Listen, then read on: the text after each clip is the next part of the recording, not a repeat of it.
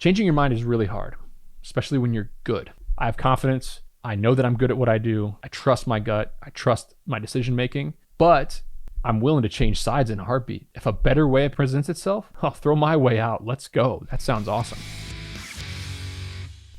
I have a very unique system in place with the people around me and the people that I trust. I have thought about this for a while. I've considered how to explain it, how to frame it, how to think about it, and it's a difficult subject, and it actually took me a little while to even recognize it. But it's really my number one tool for making quick, clear, and often aggressive decisions or investments in life, and doing it with confidence. Now, it's so easy to get some momentum, have some wins, get some influence, have good things happen, you get wealthy. Frankly, my life, to be honest with you, my life has changed a lot in the past 5 years. My net worth has gone up a lot. We've had a serious amount of success at Bolt Storage. We now own 62 properties, 1.9 million square feet. Some other side businesses that I'm working on are really exploding as well.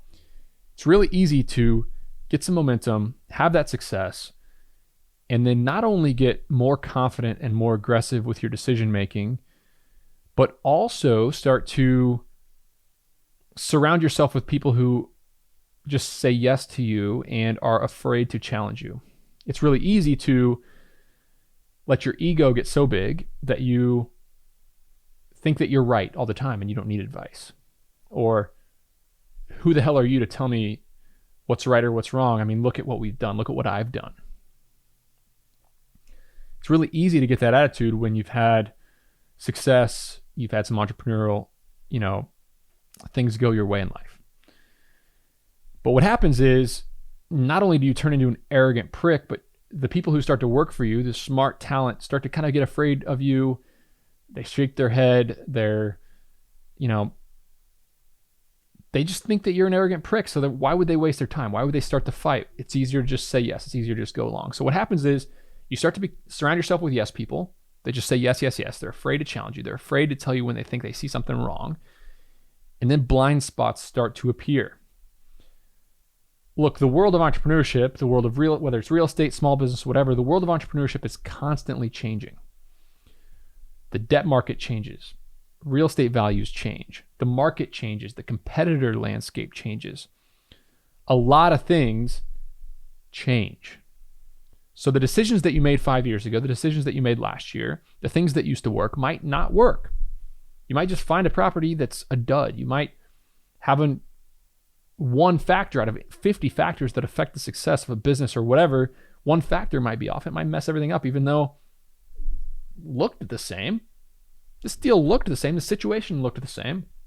It's another reason why reading biographies of tycoons and giants, those things really help because you kind of learn and pick up a ton. But you got to understand that your situation is going to be different than my situation. It's going to be different than anybody's situation. So what worked for Steve Jobs and Mark Zuckerberg and Elon Musk and me and any of these other people who have started business, what has worked for them very rarely works for you because every situation is so different. There's 1,000 factors.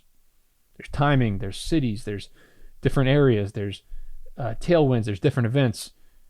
Everything is different. So blind spots appear, and the way things used to work might not work again for you. The situation is not the same. And frankly, another big part of this is that the stakes get higher. Entrepreneurship is a lot like controlled gambling. You want the odds to be in your favor, but you're making investments based on your personal perceived odds of success. So it's a lot like a gambler sitting at a poker table. I'm going to bet on this business. I'm going to bet on this property. I'm going to put my chips, my capital, my time in certain areas. And the stakes rise. An interesting thing happened to me about a year ago now.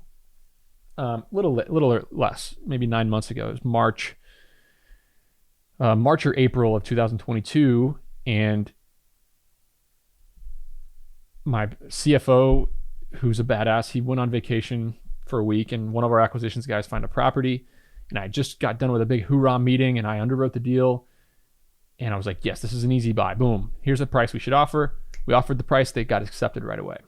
Like, oh, great. Kevin's going to be excited when he gets back. Well, he gets back and he calls me out. He's like, Nick, like, okay, yeah, our downside's somewhat protected. We can always use less leverage, but Nick, the debt market's changing. Debt's getting a lot more expensive. I think this is too risky, and I don't think we should do this deal. Many investors, many people would have just been like, no, we're doing the deal.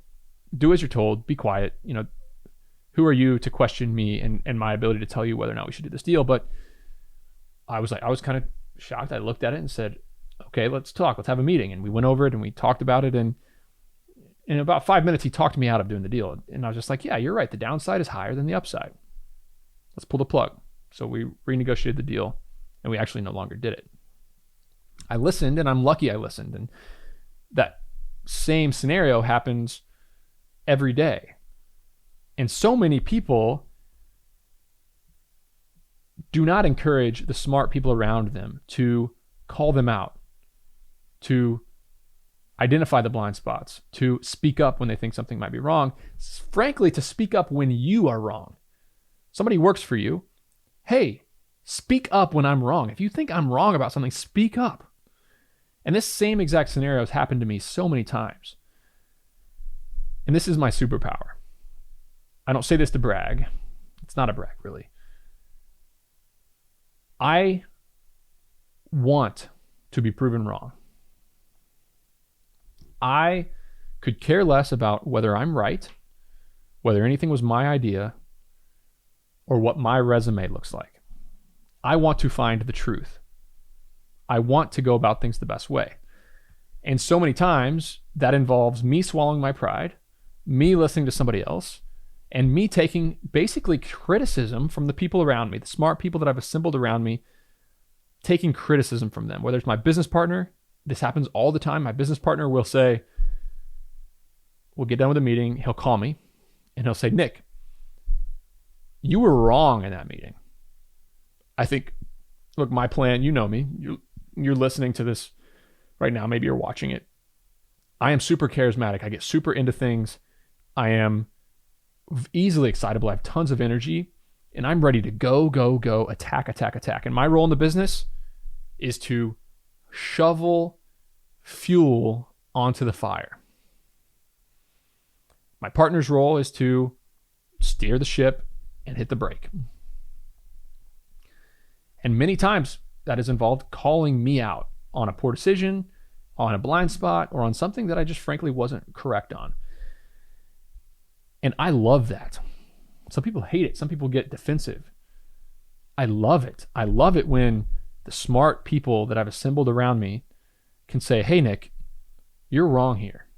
This is another area where Twitter is so powerful. The fact that I put all my thoughts out on Twitter, and millions of people, in the last 30 days, 38 million people viewed my tweets. I can put my ideas out there that are, and this kind of leads you to the whole concept here. I can put my viewpoints out there, and I'm going to get feedback, a lot of criticism as well from a lot of really smart people. Now I can throw most of it out. I'm like, okay, that doesn't pass my bullshit meter. I'm just testing myself. I'm thinking about things logically. But every now and then somebody will make a comment, and I'll be like, dang, that's a really good point of view. That was a blind spot for me. The same exact thing can happen to me when I'm in meetings with my key people. And I'm talking the 5 people in my company that I really trust the way they think about risk, the way they make decisions, the way they're logical. They have proven to me that they can make really good logical decisions. And so when I am getting feedback from them and they come at me and say, hey, Nick, you're wrong. Like, we need to talk about this. I perk up, I listen. I encourage them to speak up. And sometimes what they're saying doesn't make any sense, and we have to have a little bit of a discussion, and I'll take the advice, and sometimes I'll even throw it out. But a lot of times it'll save us big money from making big mistakes.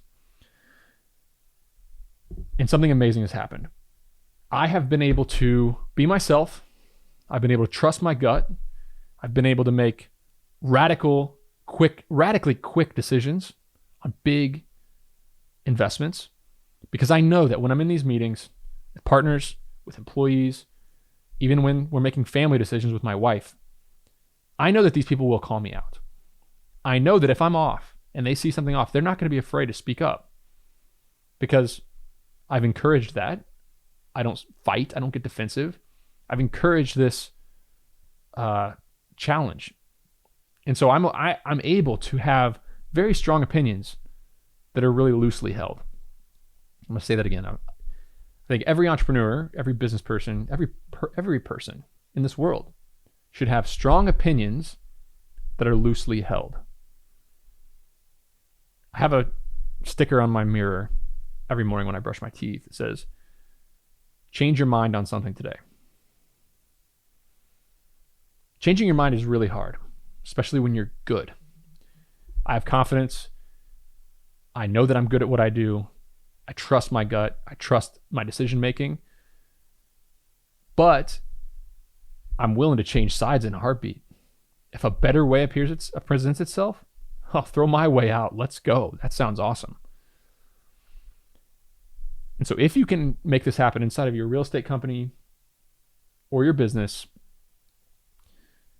an environment where people around you are constantly ready to call you out, they're constantly ready to challenge you, and you have the humility and you can put your ego aside to the point where you're accepting of that and encouraging of that and even rewarding people who make those decisions. My CFO, I've told him 10 times since that day that he saved this company a lot of money with those decisions to pass on some of those deals. And he saved me and he saved us a ton of stress. And I've given him a lot of the credit in meetings with others for making those good decisions. But it's not easy. You really do have to swallow your pride. You have to admit when you're wrong. You can't be defensive. You can't be a hothead. You can't have a temper. But if you encourage people, smart people, and you bring it up, say, look, I'm going to come in with a lot of really strong opinions, but I want you to call me out. I want you to challenge me. I will welcome that with open arms. I will not get defensive. I'll listen, and we will change paths if I believe that there's a better way. Amazing things can happen. Your risk can go way down, and I can get in a meeting like I did earlier this week, and if something just seems off in the meeting, I can make drastic claims. I can say, guys, we're thinking about this all wrong. This is what we should do. Over here, this is what we should do. I know that, okay, it's a little bit uncomfortable to step out on that ledge and make this unique decision, but I know that everybody in that meeting with me is their brain is working. They're thinking, is Nick right? Does this make sense? And if there's any doubt, they're going to bring it up. They're not going to be afraid to challenge me. I've been told, Nick, you're an idiot. Like, Nick, come on, this is crazy. And I'm like, maybe I am. Yeah, this person's probably right. No reason to doubt them. So as you build your business, as you build your real estate portfolio, surround yourself with really smart people who have proven their abilities to make decisions, and encourage them to challenge you. Do not be defensive. Be radically open-minded, searching the truth, and don't make it about you. Don't take it personal. And you're going to do some really cool shit. It's working. Like, this culture that we've built inside of our company is working. We're making money. We're making really good decisions. We're moving fast. You can move fast as an organization when you do this. Oh, we don't need to be unsure of ourselves and test 10 things to make a decision. Hey, we can get our 5 best minds together and outlay the pros and the cons, and Nick's going to make his argument and Dan's going to make his argument, and blah, blah, blah. We're going to have this discussion, and then boom, we're ready to make a decision and move, and we can move with confidence. I can move and make big decisions with confidence because I know that smart people are listening and they're not afraid to call me out when I'm wrong.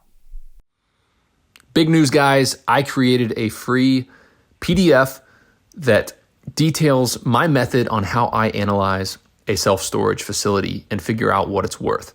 Give me a pen, the back of a napkin, and a couple metrics, and I can figure out about what the property is going to be worth to me. If you want to download this PDF, click in the show notes, the first link, and you can give me your email address, and you get a email right away with 4-page PDF that outlines exactly how I think about underwriting or giving my initial analysis on a self-storage facility. Again, click the link in the show notes, and you're going to get that document for free.